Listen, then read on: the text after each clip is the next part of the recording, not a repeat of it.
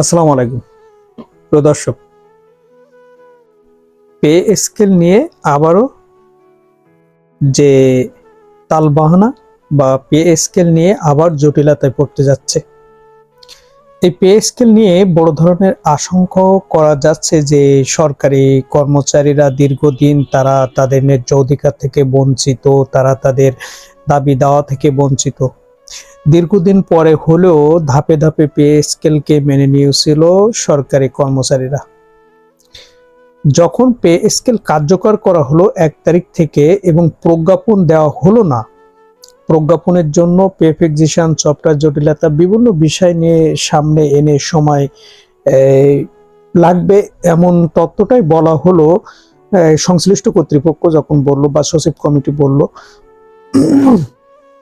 যে এটা বাস্তবায়ন হতে একটু সময় লাগবে, তখনই আসলে আসলো আইএমএফ আসলো কিভাবে? আইএমএফ এর কাছে একটা ঋণ চাওয়া হলো বাংলাদেশের পক্ষ থেকে 400 থেকে 500 কোটি মার্কিন ডলার। সেখানে তার বিপরীতে তারা এই যে বাজেটে পে স্কেলকে রাখা হয়েছে, এইটার সক্ষমতা কতটুকু, রাজস্ব আদায়ের লক্ষ্যমাত্রা কতটুকু, বাজেট ঘাটতি কতটুকু, বা এটা কোনভাবে দেওয়া হবে, এই সমস্ত বিষয় নিয়ে তারা খুঁটিনাটি জানতে চাইলো।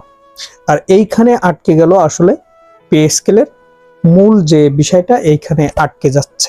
এখনো আটকে গেল এটা বলা যাবে না, তবে যে বিষয় যেভাবে কড়াকড়ভাবে ধরা হচ্ছে বা যেভাবে করা হচ্ছে, তাতে করে পে স্কেলটা পিছিয়ে যাওয়ার সম্ভাবনা বেশি।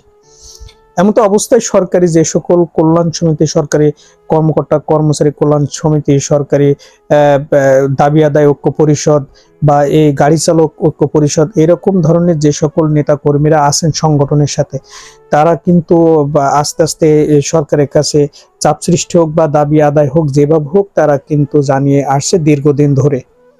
এমত অবস্থায় যদি পে স্কেল পাওয়া থেকে ব্যাহত হয় সরকারি কর্মচারীরা, তাহলে বড় ধরনের একটা ঝুঁকির মুখে পড়তে যাচ্ছে বা পড়বে এমনটাই মনে হচ্ছে। কারণ যারা দীর্ঘদিন, যে সকল সরকারি কর্মচারীরা দীর্ঘদিন মাঠে মিছিল, মিটিং বা সভা সমাবেশ করে আসছে, তাদের গঠনতন্ত্র অনুযায়ী এখানে কর্মকর্তার থেকে কর্মচারীদের মানে দাবিটা বেশি। কারণ তারা চাচ্ছে যে যে কোনো মূল্যে পে স্কেলটা বাস্তবায়ন হোক, তাদের যে জীবন নাবিশ্বাস উঠে যাচ্ছে যে সংসার পরিচালনা করতে, এই বিষয়টাকে লাঘব করার জন্য তারা কিন্তু এই পে স্কেলটা চায়।